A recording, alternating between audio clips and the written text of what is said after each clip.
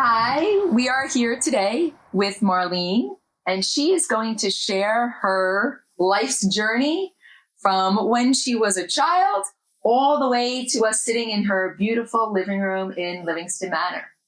And thank you so much for doing this for us. Well, the older I get, the more urgent I feel about sharing these experiences because every day there are fewer and fewer witnesses, survivors, and even the people that rescued the concentration camps are pretty much gone. Those World War II soldiers who had such horrifying experiences with that. And so as I said, I'm glad to have an opportunity to share with you some of my thoughts and my experiences, and to tell you a little bit about what life was like in Austria, in Vienna, leading up to the Anschluss. Of course, we're neighbors of Germany and speak the same language. Hitler was actually born in Austria. Okay. And so there was always, some connections. And certainly when Hitler came to power, in the 30s, there was a very strong fascist movement in Austria. I mean, it didn't just happen, overnight. And so when the Anschluss, which just means an annexation, like a closing in, because Hitler's policy was always that this was really one nation and it was, superimposed. So that when the Anschluss took place in March of 1938, it was welcomed by the majority of the Austrian population. Certainly, there were anti-fascists and who were later targeted. Jews weren't the only targets. Any anti-fascists, homosexuals, people with physical disabilities, what they called, like mental defectives, people who were of mixed racial, so they had this, pure Aryan concept. But at any rate, we had an apartment in Vienna, and there were several sections where Jews lived. I mean, it was not a ghetto or anything like that. There were, Christian families living in this. As a matter of fact, I think in our building, maybe we were the only Jewish people in the apartment. I wouldn't attest to it. So, there were rumblings, and we had a neighbor. We had a telephone, and we had a neighbor who used to come in and use our phone, and he would, later turned out he was a big shot, in the party. So at any rate, the Anschluss took place, and as I said, the cheering was deafening, and there was a large parade, and Hitler was in an open car in that parade along with stormtroopers, and we lived on a very wide street that led to the main, a beautiful park in Vienna called the Prater, which is well known and still has a large Ferris wheel. So at any rate, Hitler was going to be driving past where we lived. And so a stormtrooper came into our apartment to stand at the window where my parents and I might be standing to look out. So, and the stormtroopers had certain type of uniform and boots and hats, and that was indelibly etched in my mind, even the smell of the uniform. So I actually saw Adolf Hitler. Wow. I could look down because I don't remember. I think we were on the third floor, and I could look down and see him because the movement was slow, so his adoring audience could all salute Heil Hitler, and they welcomed him with open arms. Which, again, I don't want to minimize the fact that there was opposition, but there's a whole history that I won't even go into about some of the actions that took place prior to this, with the prime ministers and things like that. So, of course, when the Anschluss took place, little by little, we were in Germany, and so the Nuremberg laws that had been in effect in Germany went into effect here. Okay. So that meant very close monitoring, Jewish activities, Jewish businesses, downgraded signs on some of the Jewish businesses, don't do business here. The job situation for Jews was getting more and more difficult. At that time, what kind of jobs did your family hold? My father was the manager of a tannery. Okay. My mother, as I told you, had her own clothing store, which had, like ready-made clothing and shoes and things like that. At that time, working people more got the ready-made stuff. Okay. The middle class and upper middle class had tailors. So, my father took a trolley to get to the tannery. It was still in Vienna, but it was quite a distance out. And that tannery was owned by a Jewish person, but it was the largest tannery in Vienna. So he was able to work for a while because they need, they weren't the only tannery, of course. But little by, and the day of the Anschluss, my father went to the American embassy to try to start the immigration process, which was extremely complicated and extremely difficult because you had to have not only your immigration status through the government, which was a visa and was under a strict quota system. And prior to that, there had been an Austrian quota. So, whatever, and the quotas were, that was based on the population of the states in 1920.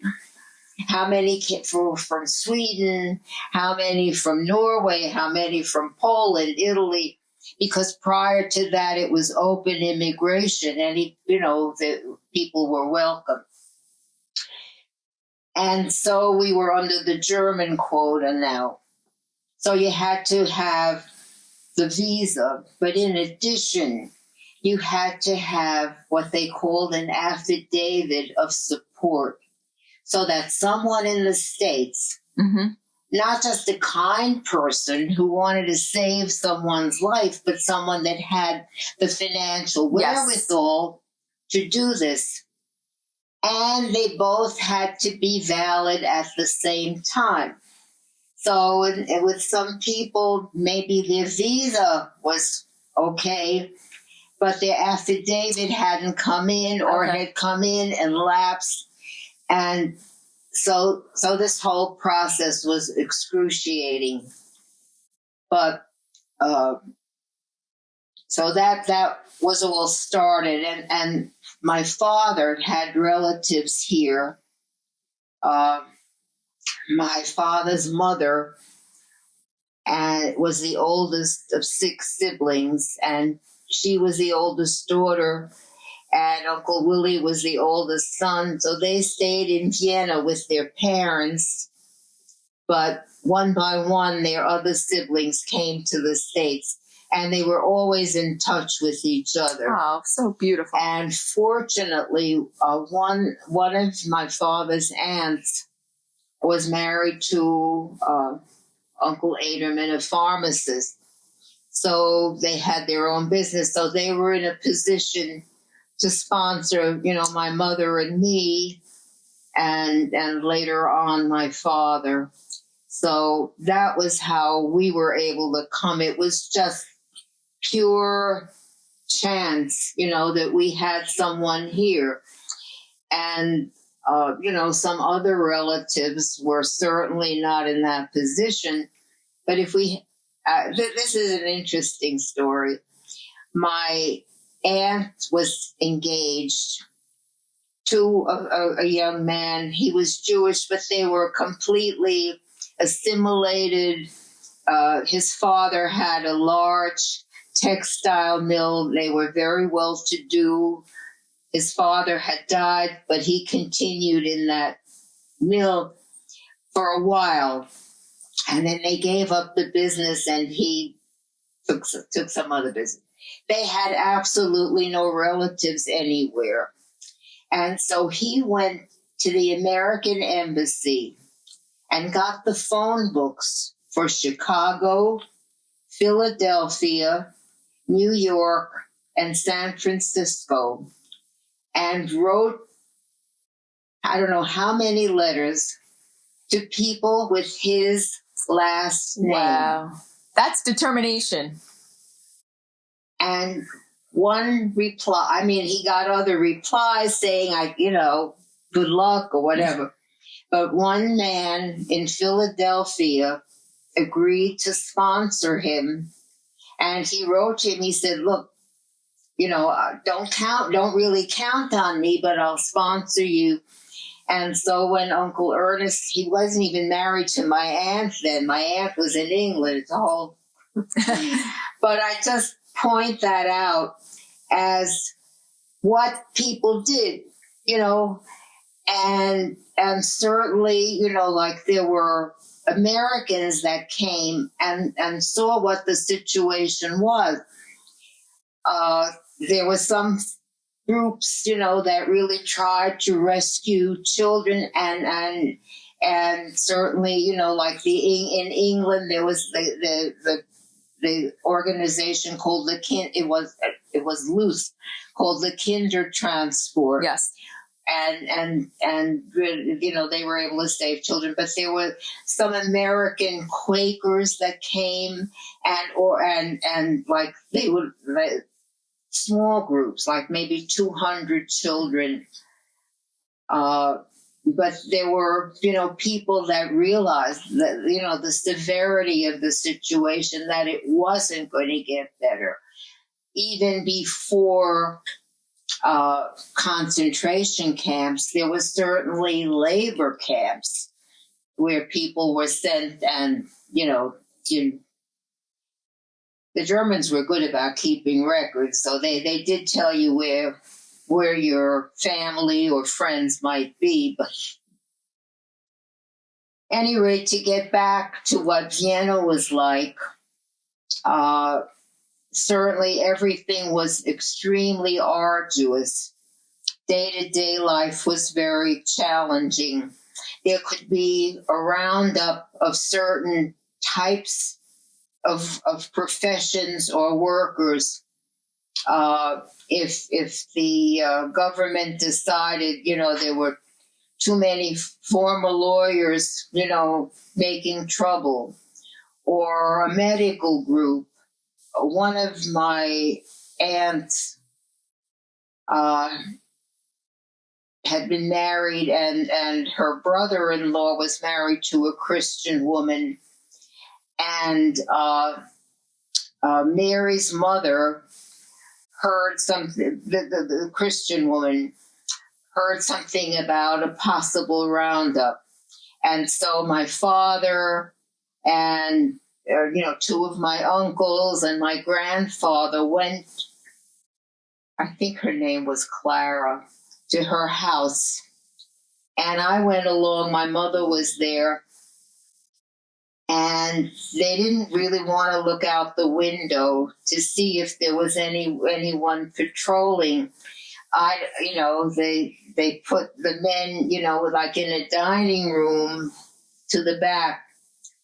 So they sent me downstairs to look to see. I mean, here I was, a blue-eyed blonde kid. I looked okay. And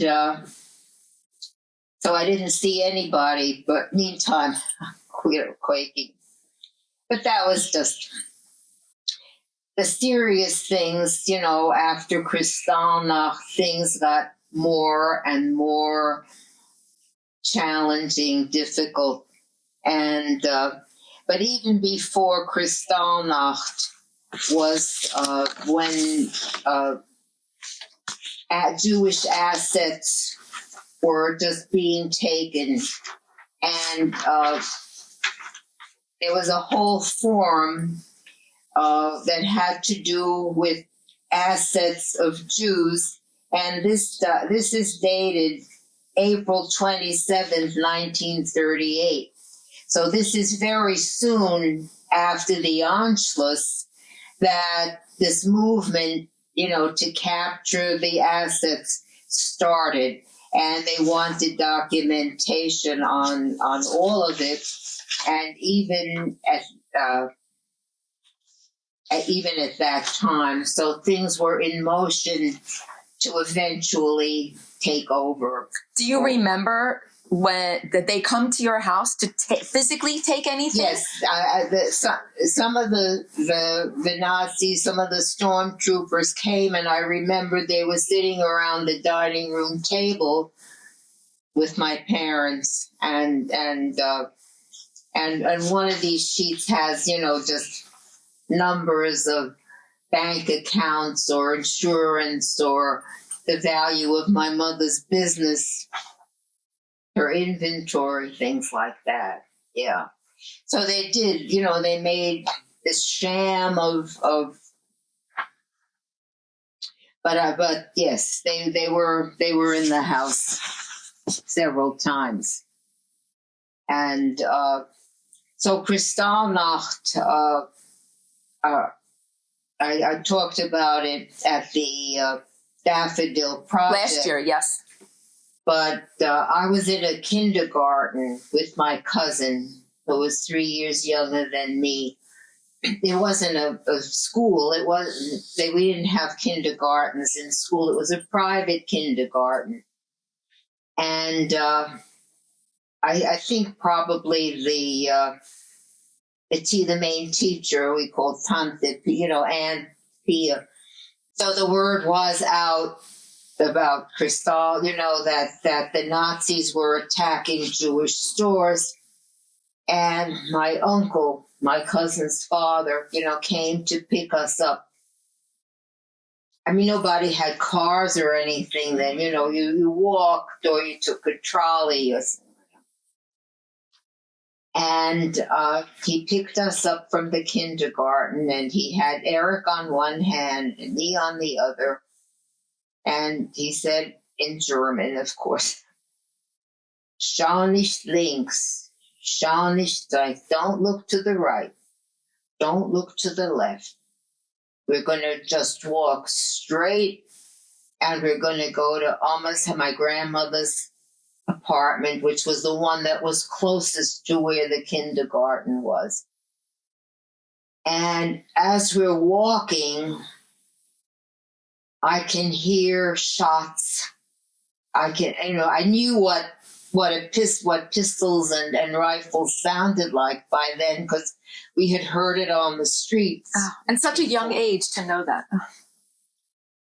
And then you could start to smell the fires because they set fire to a lot of the businesses and to the synagogues.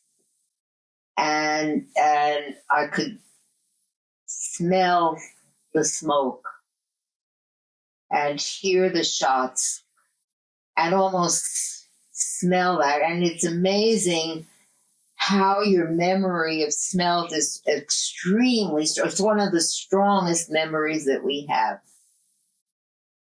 And so we got to my grandmother's house, and my grandfather was there. He, didn't even try to do any business.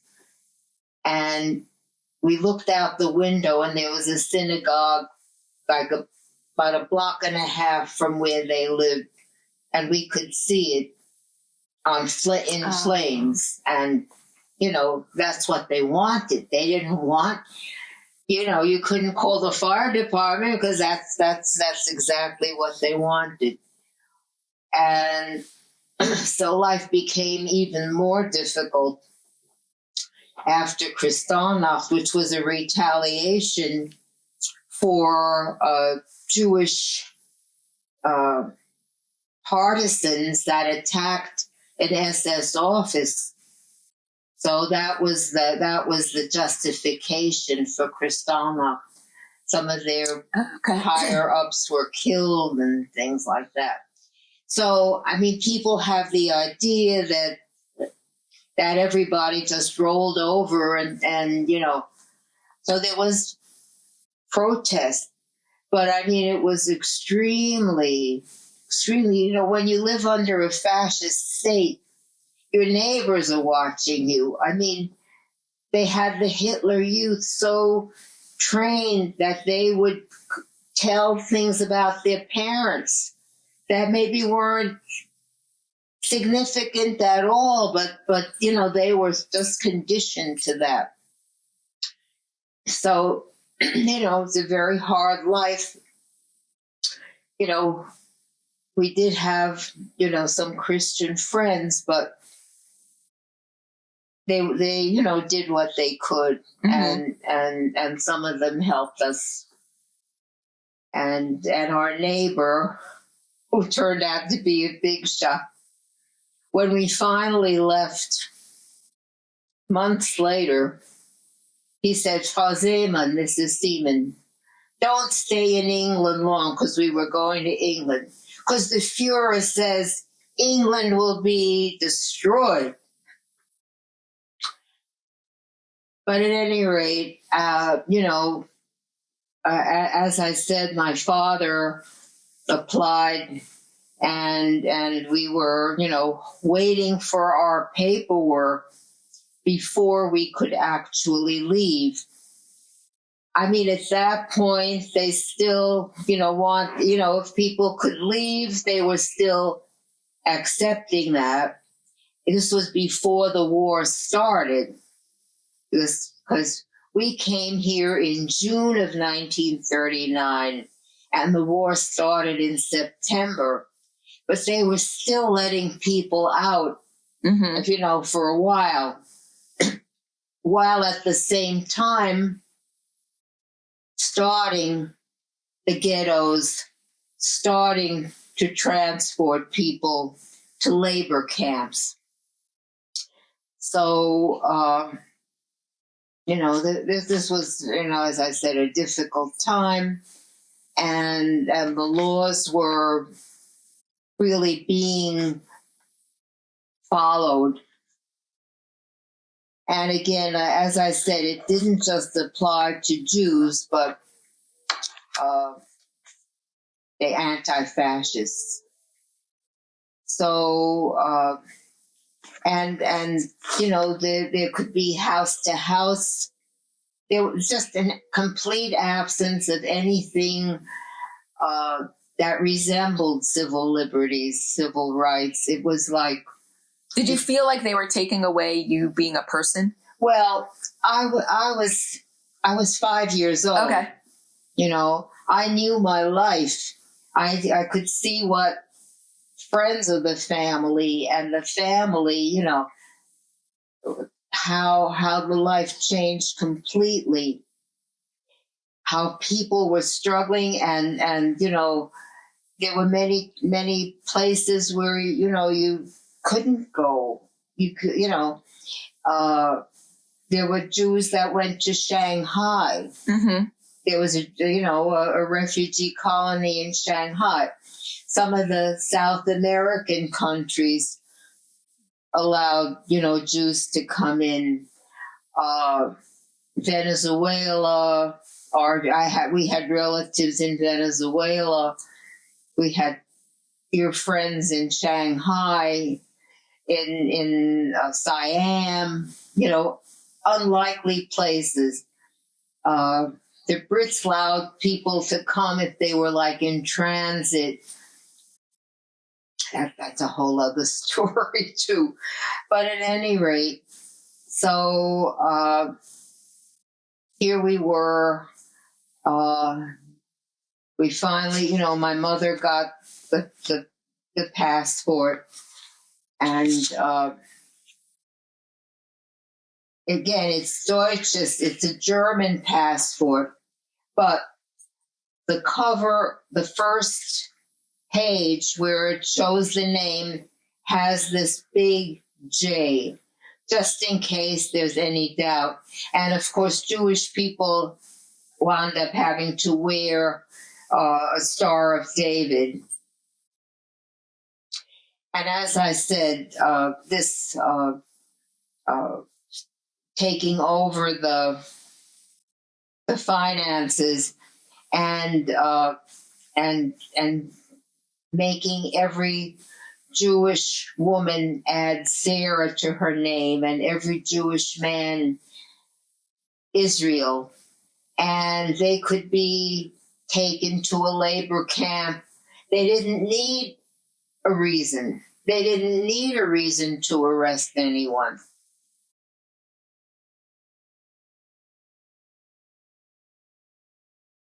The persecution, just was more and more pronounced. We had, in those days, we had someone who was with me when my mother was working, a maid who wasn't Jewish, and sometimes she would take me to where she lived and things like that. That all had to stop. You couldn't, first of all, we couldn't really, you didn't pay a lot to a maid in those days, but we couldn't afford it anyway. And it was illegal to have a Christian working for a Jew working for a Christian. The government jobs were all, no longer open. There was always anti-Semitism. There was a quota system for universities. We think, think of all the wonderful Viennese doctors. Well, they had the Jewish Viennese doctors had a very hard time getting into medical school, they did, but certainly, just like here, after we were here for a while, we found out the Jewish doctors started Mount Sinai Hospital because they couldn't get privileges at some of the other, So it was an established situation, the numerus clausus, which took place here as well. When we came in 1939, we didn't know much about college, but, we soon found out that it was very restricted. All right, fortunately, there were, New York City College and Hunter, where I went, was open, but a lot of the select schools, there were Jews there, but. And when you came over, so this is your mother's passport. Right. This is your mother's passport, and you're listed in here because you were a child. That's right. So when you got the passport, where was the first place that you were able to go to with this passport? With this passport, my mother and I got on, we our apartment was already not ours, but my father was already in England. Okay. He was able to just go pending the American paperwork, the visa and because there was a hitch with him because he was born in Austria, but he was not born in Vienna. When he was born, his family lived in a small town, which later became Poland. After World War I, the Austro-Hungarian Empire was dissolved. There was no more. And so countries that were part of Austria, Hungary, were now, since they lost the war, so the place where he was born, even though it was Austria, became Poland. Okay. So he was deemed a native of Poland and came under the Polish quota, and the Germans wound up, of course, attacking Poland in September of 1939. And so Poland didn't exist. It was very complicated. So my mother and I traveled by train. Our ultimate destination was Southampton, but my aunt and uncle were in Belgium. He was a jeweler and watchmaker. He had 3 stores, and what he did, he was able, you kind of had to steal from your own store. He was able to take some stones. He could solder and do all of that. Put them in a sardine can. And that sardine can traveled with them. So he was able to pay for all the things he needed to pay for. But anyway, so... But Belgium was safe. Who could have conceived what ultimately happened? So our first stop was in Belgium, and on the train, of course, I had a dress with a big hem, and I had some other paperwork sewn into that hem, and I didn't even know just what it was. It turns out it was some stones for Uncle Leo sewn into the hem of my dress. And my mother said, we're going to cover you up. You're going to sleep. Okay. So I'm lying there, pretending to sleep every time they come and check your papers and all that. So we got to Belgium. We got to Antwerp, which is where my aunt and uncle were. And there's a page here from Belgium. Mm-hmm. When you look at it, you'll see. And so, we gave them what we need, and we had a chance to be with them. And then from Belgium, we went to France, and then we had to go to the Channel to get to England. Okay. So we took, at that time, you took a boat to get to England. And that was also very frightening. But, we got there and got to see, my grandparents who were in England, and my aunt who was in England, and my father. And then from London, where we said goodbye to all of them, we took the train to Southampton, and that's where we embarked on the Europa to come to New York. Now, how did it feel when you were on the boat? Did it feel free, or did it feel still scary? They said children don't get seasick. Well, I'm sure I was so nervous. I was so frightened that I remember seeing the Statue of Liberty. Oh. You know, Freiheit, freedom, Freiheit. And, you know, how excited, you know, my mother was. And I mean, there were some other Jewish people on this ship, but it was mainly Germans, you know, going on business or whatever. Okay. It was not a refugee ship or anything like that. But then there was also, you know, this uncertainty. Here we're coming. We don't know. The only people we knew that were here was this Uncle Ernest, who was, you know, working on a textile. He came earlier, a textile mill in Philadelphia. He was going to meet us at the boat. And then my mother's cousin, who was also a refugee and waiting to get married. And the other were all relatives that we didn't know. My mother's mother also had a brother who came to the States.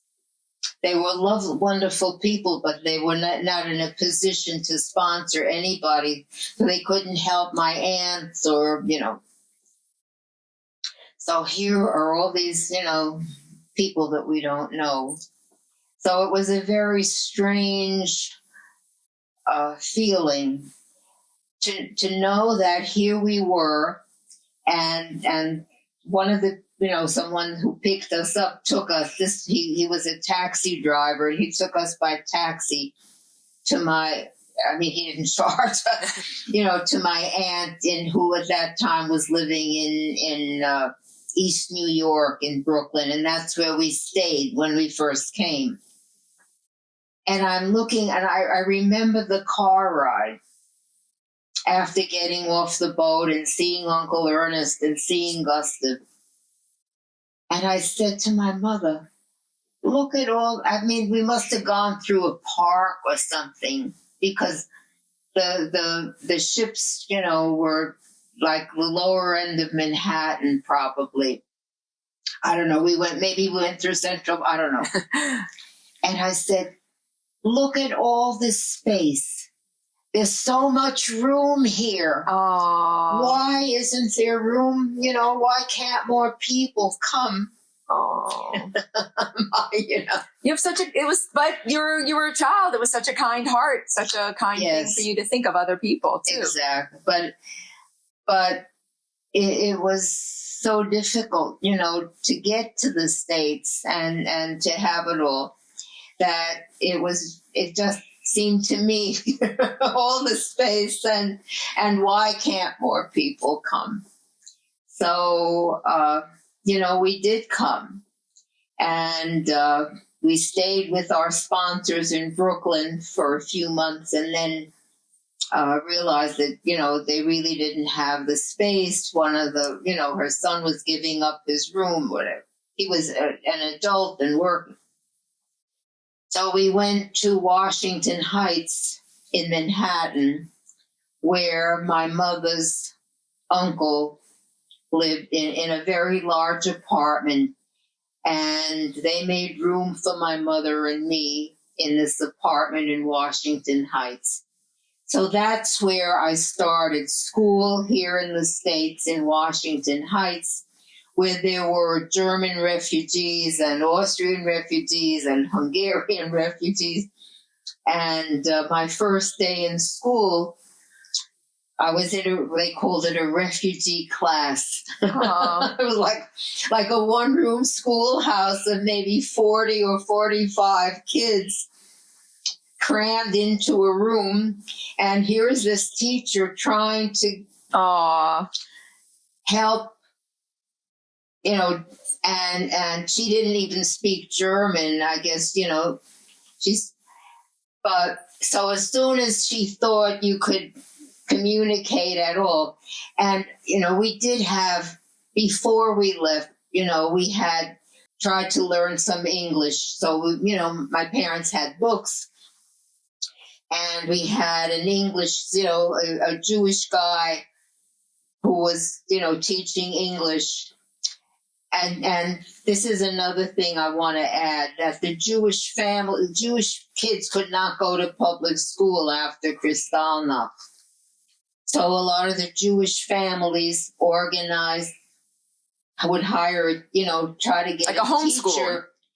And so I had maybe 7 or 8 other little girls who were 7, 8, 9. We were different ages, but I already knew how to read, and the kindergarten, we did math that was like, I was pretty You were good. advanced. You're a smart cookie. And so, of course, I could read German. I couldn't, but I was starting to talk English, even with my relatives in Brooklyn, because they've, Tante Bertha and her daughter and Uncle Aderman, so and kids pick up much more quickly. And I didn't feel embarrassed about having, an accent or all that. Good for you. So I was already speaking something. It's not like I walked in not able to speak English. So, but it was a very long walk, from where we lived. And my mother finally got a job. So it's not like someone she took me the first day, and then she, made arrangements for an older boy to take me. Well, he, that went the way of all flesh. And I had to cross Broadway to get to the school. So that was quite an adventure, just getting to school. And I finally I wasn't in the refugee class very long. And I get into a second grade class, because I was 7, that was, Mm-hmm. And it was as unwelcoming as you can possibly imagine. Oh. I think, by then it was September. The war had already started. The teacher, when it's like she went out of her way to be difficult and cruel, and so I, was a very unpleasant, but I did, I learned more English. I learned to read English, and I had a math assignment one day, and I got it. I knew how to do it. It was like addition with carrying or whatever. She said, "You have to do it our way." Did I have any idea what that even mean? What is our way? Right. I guess I had to show how I you're not going out to recess until you go, So this was the level of acceptance, how welcome you felt after fleeing for your life, And a lot of people had absolutely no understanding. Here we were just, people didn't want a Jewish influx.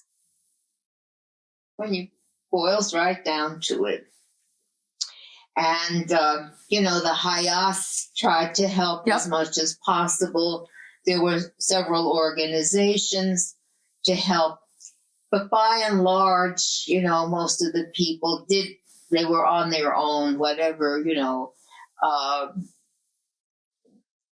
so there, I became acclimated. I learned English quickly and, did well in school. But I had clothes from Europe. And in Europe, you made things with with big hems so that you could let it out. You wore it for a few years. You didn't just wear it once.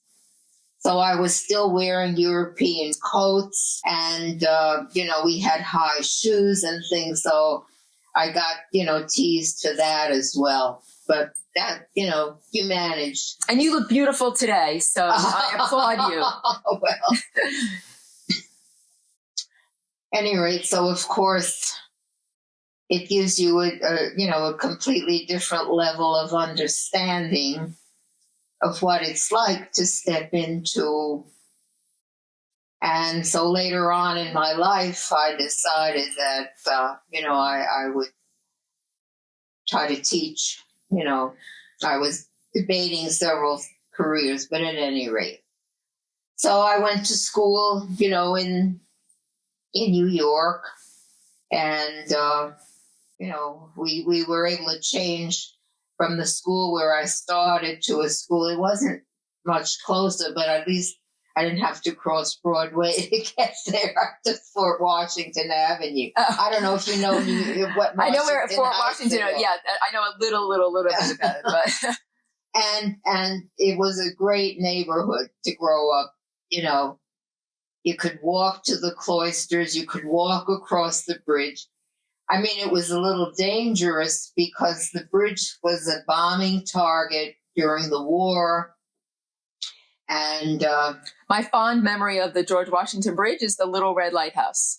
Oh, when I was a kid, that book was just, I don't know, it was just such a touching story. Wasn't And we would drive every Sunday to see my grandparents in the Bronx. Mm-hmm. And my older brother and I, we would be in the car, my dad always driving, and we would be, who's the first to see the Little Red Lighthouse? Yes, that Little Red Lighthouse, that was a gem. So I went to elementary school there and junior high, and then I went to Hunter High, so I had to travel by bus to get to school. And then I went on to Hunter College from Hunter High. So, but, I only wanted to be American, in school, and didn't talk about any of this. And my parents really didn't want to talk about it very much. Other than, the basics, the rudimentary. How it must have been for my father, to finally he was able to come here and fortunately, find a job in a leather factory. People who's, they knew they were leaving precious family. It was so the refugees did try to band together sometimes, with social life or clubs or things like that after a while. So that was, I'm going to fast forward because I know I'm taking too long. Oh, it's an important story to tell. We lived in Washington Heights. I went to Hunter College and met my husband-to-be. We were working in the same place. Actually, we were working for a place called the Country Home for the Hospital for Joint Diseases. Ah, okay. Someone had willed to the hospital a magnificent estate on Jamaica Bay in Far Rockaway. And my family decided to rent the place there, and I didn't like the beach that much, so I started volunteering at this place and wound up working there, and Bud was working there too. So I was married while I was still in college. But I started teaching as soon as I graduated from college, and my first teaching job was in New York. I had 39 second graders. Aww. And then Bud was working in Manhattan, and then we moved out to Long Island, where I taught in Levittown. I didn't have 39 second graders, but we were on double sessions. And then from Long Island is when we came here. This was something that Bud and Marty had talked about, the idea of farming, and they learned about farming. It's not like they didn't know what to do. they went to the Aggie school and worked on farms, but I didn't know anything about farming. I knew that, if you have a problem, you call the super. Okay. So that's when we came here, and our daughter was a toddler, and we had no time to do, for anything. But there was a Jewish community, certainly quite active, and hotels and businesses all over Main Street. And so about what year was it that you came here to Livingston Manor? We came here in the mid to late 50s. Okay. 50, 56, 55, 56. And when the hotels were still thriving, and so we had a dairy and chickens and summer visitors and workhorses. Ah, okay. So How many chickens? How many chickens? How many? 1,000 chickens. That's a lot of chickens. Wow, 1,000 chickens. Oh my gosh. I can't even, when you said you had chickens, I'm like, okay, you have chickens. 1,000 chickens. Wow. Well, yes, because Thank you for asking that, Sarah. It was a working farm. They had 50 how many cows? We had about 50, but we didn't milk 50 cows. They milked about 30, 35. So on the property where we are today, we're Yes. 1,000 chickens and 50 cows. Yes, well, Wow. the building was what studio now was the horse barn. The cow barn, we took some of those buildings down. It needed, huge repairs and all that. But yeah, this was a working farm. And the people who from whom we bought it were Jewish, and they had bought it from a Jewish family, from the Silvermans, who lived, but prior to that, it was not, it was the Sprague family farm. So at any rate, we came to Livingston Manor. I was kind of pressed into service to teach. I started with home instruction. There was someone that had been excluded from school, and I just felt, no matter how busy I was, I said, look, I have a child, I have a farm, I have this, but at any rate. And You have the heart of a teacher in you. yeah, right. And then someone went out on leave and said, oh, maybe you could just do this. At any rate, there I was teaching, and, Cheryl was kind of little at that time, but Bud was, Bud was here on the farm. Not that he could be with her, but I had someone. So I did that, and Marty, was married, and he and his... That was Marty, your son? Marty, who's Marty? Marty is Bud's brother, my brother-in-law. Oh, okay. So they had a baby. They lived upstairs. So, at any rate, it was a very, very busy life. And, we reached the point where the farm wasn't producing, the milk marketing order changed. You have no control over your product. And but, the whole idea was that he would have time, to make art during the winter and things like that. But at any rate, we progressed, and Bud worked on different projects in New York and here, and taught, and wound up working, on sculpture, and, really turned out some good art, and was involved with some international exhibits. And I'm jumping like 50 years or 40 years, but because there's a point I want to make. And he was part of the American delegation to a number of international conferences, sculpture conferences. And after I retired, I was able to go with him. Bud was a teacher at Brooklyn College, at NYU, and Sullivan here is where he retired from Sullivan and was professor emeritus. in the art department. He was always able to go to anything like this. It just augmented his standing as an artist. But I couldn't leave my work, because these conferences were like in June or September, my busiest time. So at any rate, I was able to go with Bud to some of these, and they were wonderful. And one year, the conference is in Weimar in Germany. And I had a lot of hesitation even about going back to Vienna.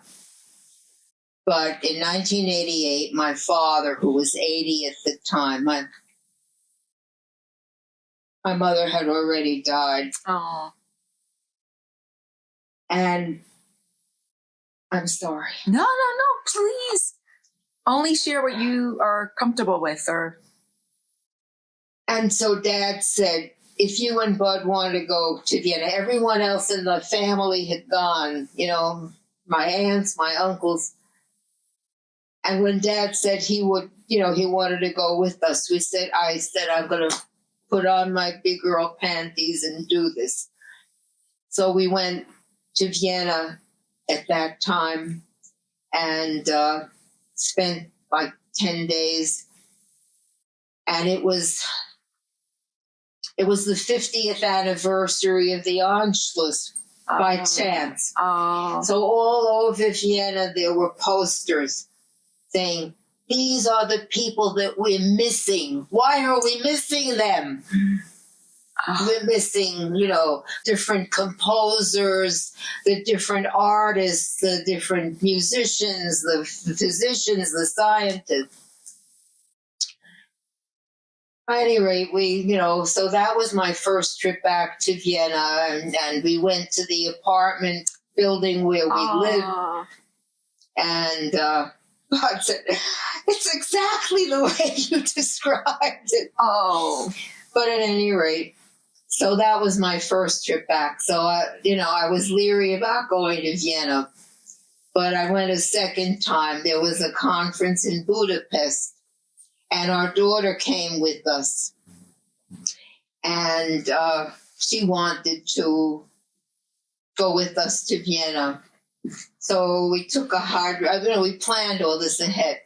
And I have to tell you, there's a good friend of the families, that Christian friends, that, of course, they stayed in Austria. And after the war, my mother found them. And we were able, to send them toilet, packages and things that they needed. And when out on the table, I have some candies that Teo still sends us. Aww. So I'm still in touch with a childhood friend who's a few years older than me from Vienna. So beautiful. And so, of course, we saw him then. And I went a second time with Cheryl and met Teo, and he took us around and all that. But here we are. That was Vienna. That was hard enough.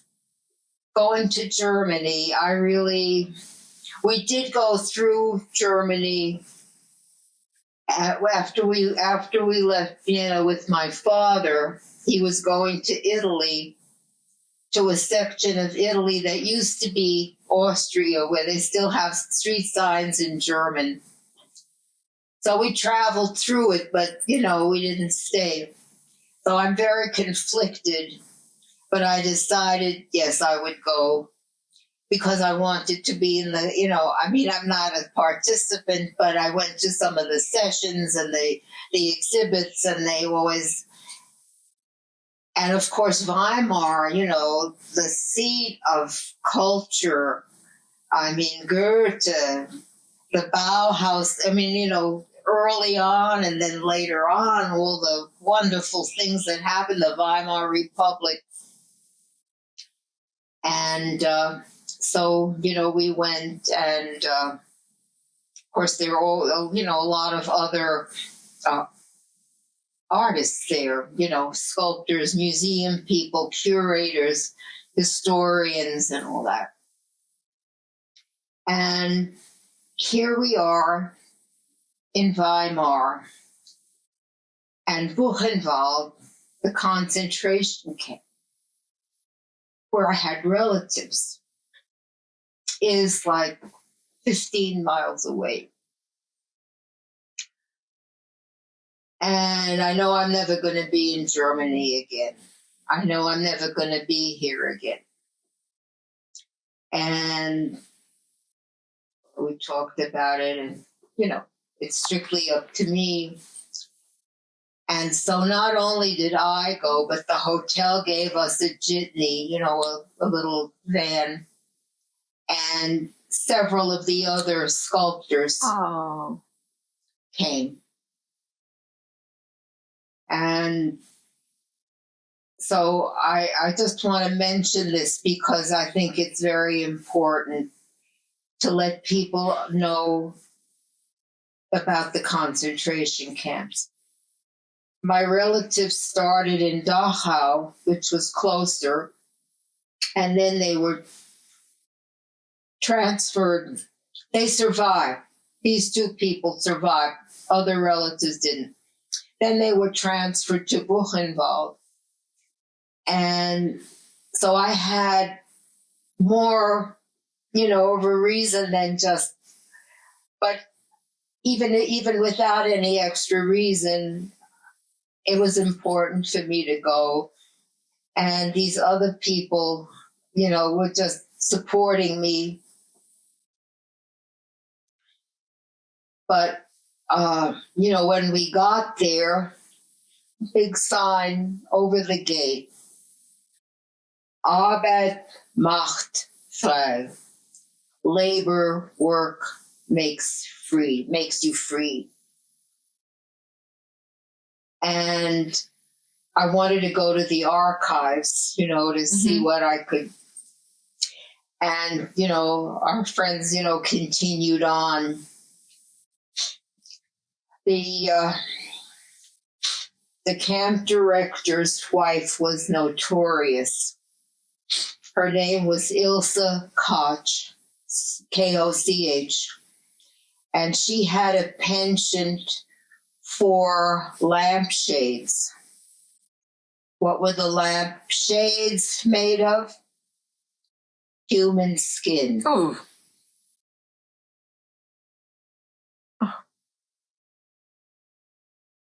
So in addition, just killing people wasn't enough. There were so many other. So, any rate,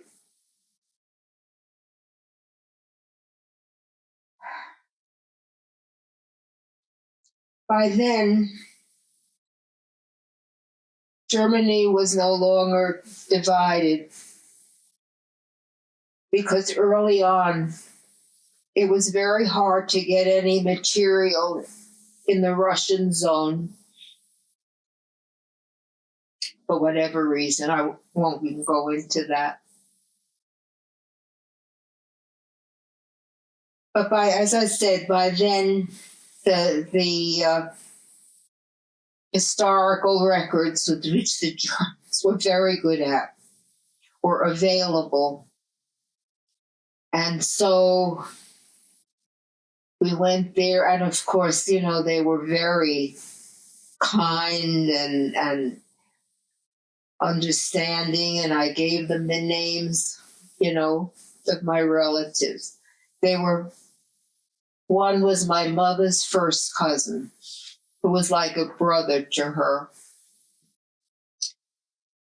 The other one was the husband of my father's first cousin. They said it would take a while. This was no computers or anything, And they would, so then Bud and I, just sat a little bit. I had to collect myself from that. And we started to go through the exhibits, and, they had the crematorium there, and they showed some of the stalags. And, then we went back, because they said in the archives office about how long it would be. And they had the Stalag number Oh. where Gustav was, and when he was moved, and when he came from Dachau and all that. So they were good about keeping records. But I mean, it was Dachau, Buchenwald. I mean, everybody knows about Auschwitz, but there was Bergen-Belsen, which Theresienstadt. There were just so many. I mean, there were 60 just in one area of different levels of camps, of different levels of extermination policies. In some places they put people on a truck and put the exhaust into the truck, so they were already half dead. I mean, and then when you realize that like the crematoria were 15 miles from Weimar, how could people not know? I mean, you can believe what you want to believe and delude yourself, and I know what a fascist state is like. But how can you not, have some inkling of, I mean, imagine like Jeffersonville or something like that, Yeah, the distance from, say, Liberty, But that's so when and I just have to go back to Buchenwald, because I saw there were groups of students there, and I felt it was important for me to kind of, because I can still speak German. I don't speak an academic German, your first language, You didn't lose it. And so I kind of insinuated myself, Bud was with me. We insinuated ourselves with the group, and I was listening to what the teacher was saying, and they were, teenagers. So I was immensely happy to see a group of German students coming, and this was perpetual. Okay. And I just, I didn't speak in a very loud voice, but I spoke to the teacher.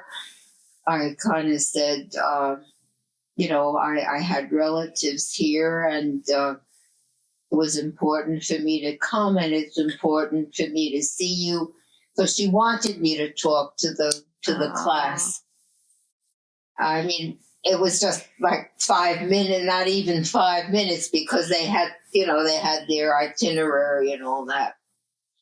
So that to me was a positive. And I've been trying to, communicate to different groups.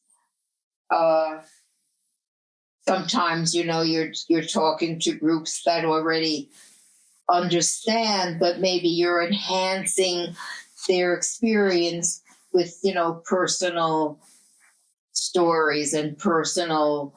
Well, you bring a humanity to it. You bring a humanity to it. It's not just the words in a book. No, you're so sweet and sincere, and it's your life and it's your story. You just mentioned that you insinuated yourself into like a group of students. Do you remember like when you and Bud sat with your own children and said, this is what happened in our lives? Do you remember that? Well, in our situation, my parents were here. They spoke English, of course. By the time Cheryl was born, we all spoke English. They spoke English with an accent. People knew that they, my aunts and uncles, my grandparents. So we really didn't have to tell my kids much. Okay. But we had to tell our grandchildren, which is, completely different.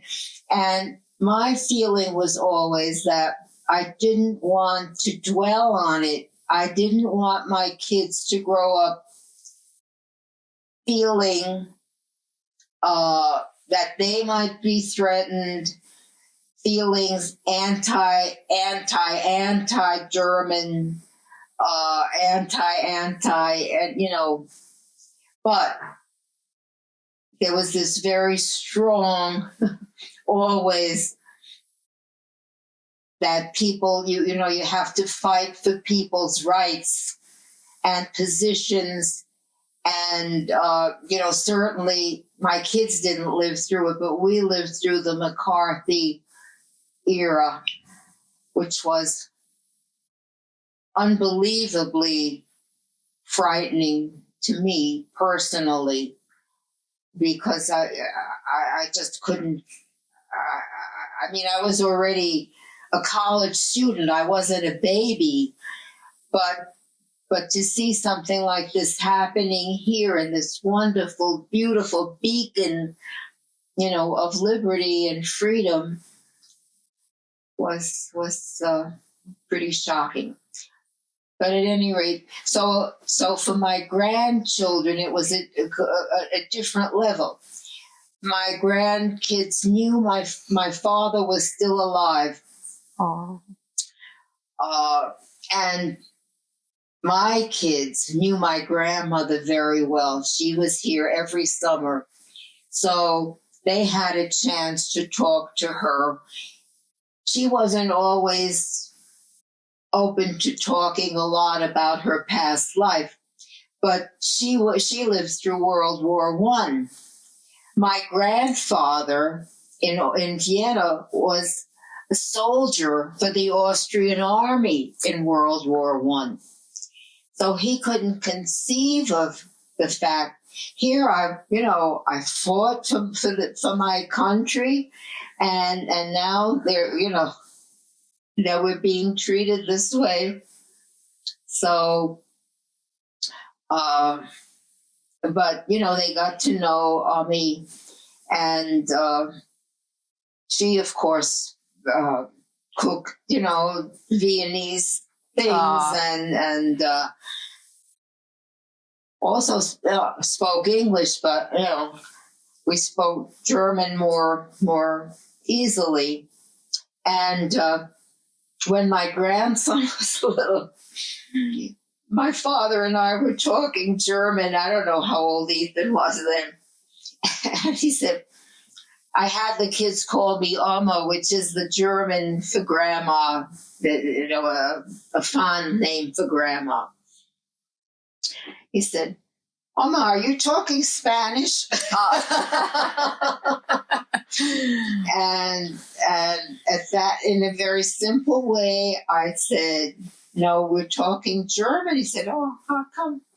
I said, well, German is the language I used to talk when I was little, and we lived in a place where we had to leave. And then, of course, later on, you go little by little, but that was it. Aw. So it was always a known quantity. And as I said, I didn't want to harp on it when my kids were growing up. But, as they matured and everything, we talked about it more.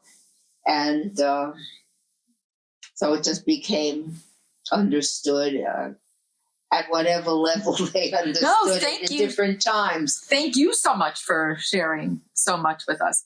Is there something you would like people to remember or to carry forward from everything that you've shared? Well, again, I think, respecting another person.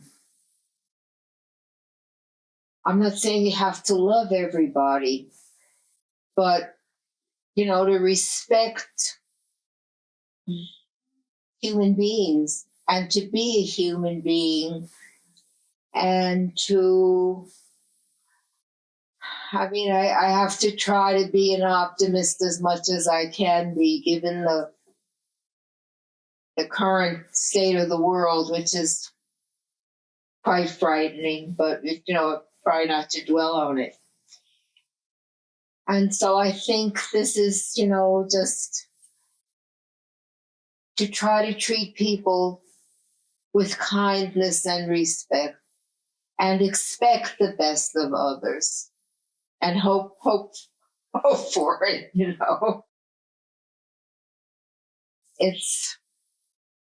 It's very hard to conceive of how a population could be manipulated in the ways that the German people were manipulated, and to have people think it's perfectly okay to press a button, and 4,000 people are dead. And you didn't have to be a colonel to press that button. You could be a private and press that button.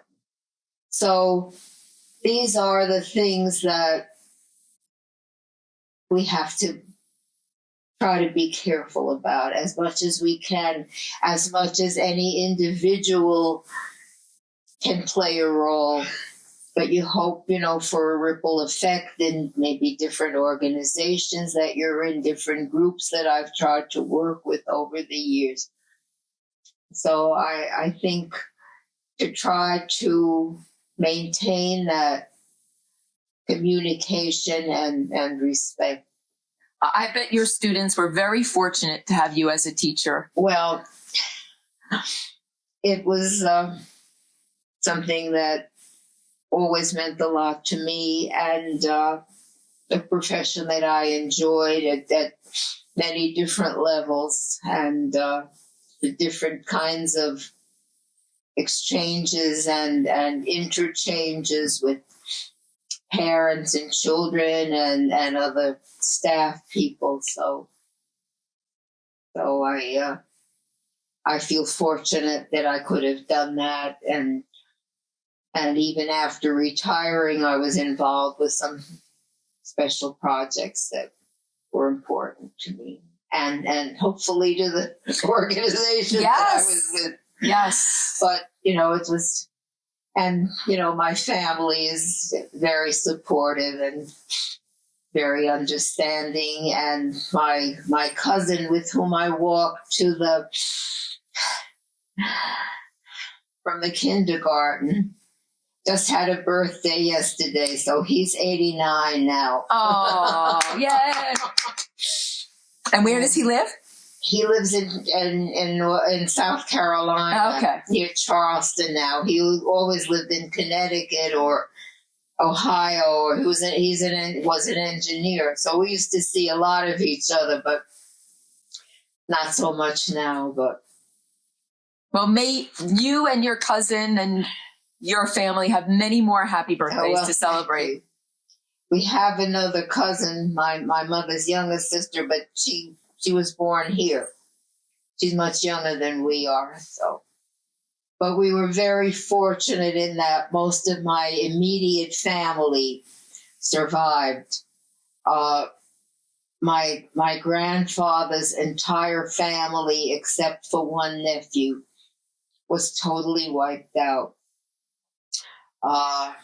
My other grandfather had most of his siblings were still in Europe, but two of his nieces were able to go to Venezuela also. But we lost, a whole big chunk of family. But as I said, we were very fortunate in that once we came here, my mother just went to anybody and everybody that she thought could possibly, provide my aunt and uncle with affidavits and all that. So, but at any rate, here we are. Well, you are a radiant, I'm looking at all these flowers around us. Your story really gives us hope. I mean, they're beautiful. Great to get the daffodils. Yes. And I certainly was very thrilled about the daffodil project. I just feel that anything like that is beautiful, that commemorates a tragic loss to make something beautiful out of it and memorable. Is certainly worthwhile. So thank you for your efforts in that department. My pleasure. And I know that we are going to take some photos of some of the things that you have to share and some of the paperwork. And that will be more learning and more of your heartfelt, your history is now ours and we will carry it forward. So, well, thank you. Thank you. I'm honored to be part of all of this and pleased at how important you realize it is and others. So, and thank you, Colin. And hi, Sarah.